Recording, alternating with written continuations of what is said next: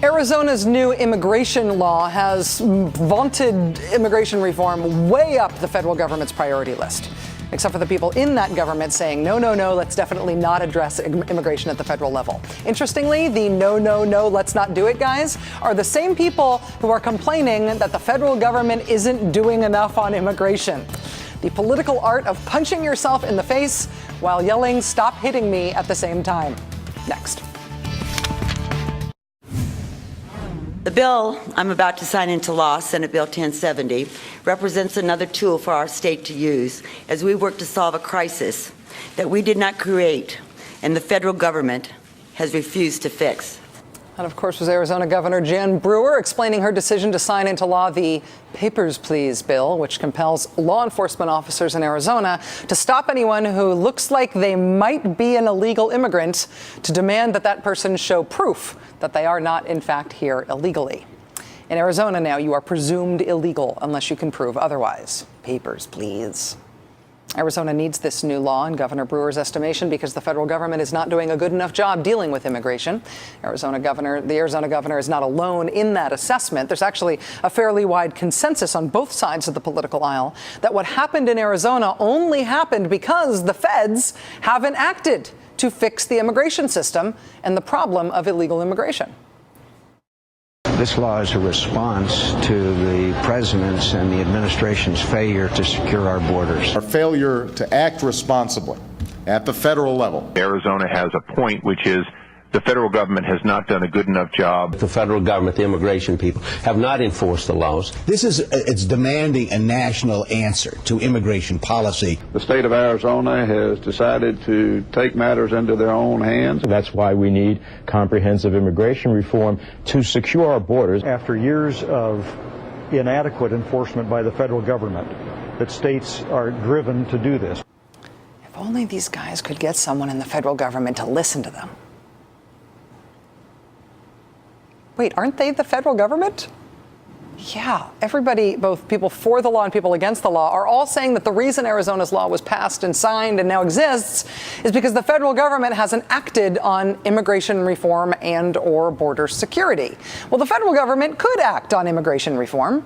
The federal government is made up of people whose job it is to decide to do things, to fix problems. And if all of these federal lawmakers, all those federal lawmakers you just heard, are lamenting that the federal government hasn't acted on immigration, you wonder, well, they're the federal government. Why aren't they acting? Why isn't anything happening right now on immigration reform? I just don't think this is the right time to take up this issue. We've got a lot of work left on our plate between now and the end of the summer. I think we have to look at the details. I'd be worried about the nature of the bill that we might see. It's not a great time to take this issue up in Washington. But I sure wish Washington would do something. You know, funny thing. Check this out. March 19th, last month, an op-ed titled "The Right Way to Mend Immigration," authored by Charles Schumer, Democrat, and Lindsey Graham, Republican. Here the two of them are putting forward their bipartisan immigration reform plan, strengthening border security and enforcement. They want biometric social security cards to crack down on illegal workers. They want a new official process for temporary workers, and they want a, quote, tough but fair path to legalization for those already here. That was bipartisan immigration reform. A bipartisan immigration reform proposal put forward by Lindsey Graham and Chuck Schumer last month. And now Lindsey Graham is against it. In fact, Lindsey Graham has gone so far as to bail on the bipartisan climate change proposal he was working on with John Kerry as well, because he's mad that Democrats might bring up his immigration reform proposal first.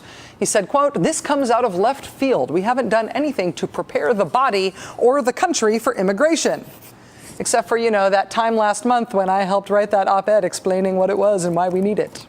Lindsey Graham now against the thing he co-wrote an op-ed to push for just last month. It's like they say, everybody complains about the weather, but nobody does anything about it. Immigration reform is not the weather.